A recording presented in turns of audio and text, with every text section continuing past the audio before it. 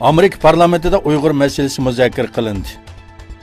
Amerikaning Birlashgan Davlatlar Tashkilotida turishliq bosh elchisi Nikki Haley Mudofaa ministrligi yig'inida Uyg'ur masalasi va atalmish tarbiyalash markazi nomidagi lagerlar ustida to'xtaldi va Xitoyni aybladi.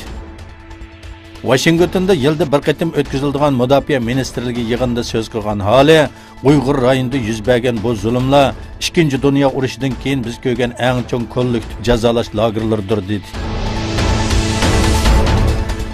Kişilik huquq gözetish tashkiloti Xitoyning Xinjiang Uyg'ur avtonom rayonida ota-onalar qayta tarbiyalash markazlari nomidagi lagerlarga sulangan Uyg'ur farzandlarining davlat qarmog'idagi yetimxonalarga avatilganligini ogohlantirdi. Yevropa va Amerika boshchiligidagi dunyoning har qaysi joylaridan Xitoyga noroziliklar kuchaymoqda.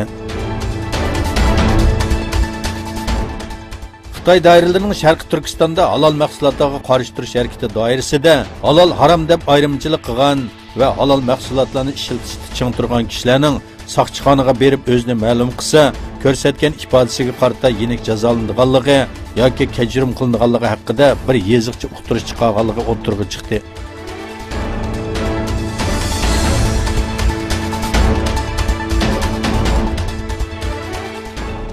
Amerika Avam Palatasiga Jamal Khashoggi vaqasi sabablik Saudiya Arabistonga barliq qurol setish va yordamlarning to'xtatilishi talab qilingan bir qonun loyihasi sunilib, Saudiya Arabistonga jiddiy embargo yurgizishning tunji qadami besildi. Qonun loyihasi ma'qullanib qolsa, Saudiya Arabistonning Yamandagi harbiy harakatining faolash holga tushib qolganligi ta'kidlandi.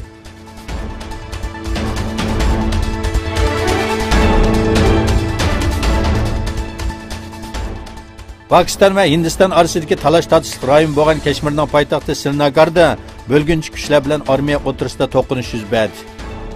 To'qinishda bir saqchini o'z ichiga olgan 3 kishi hayotidan ayrildi. Hindistonning 3 nafar askari yaralandi.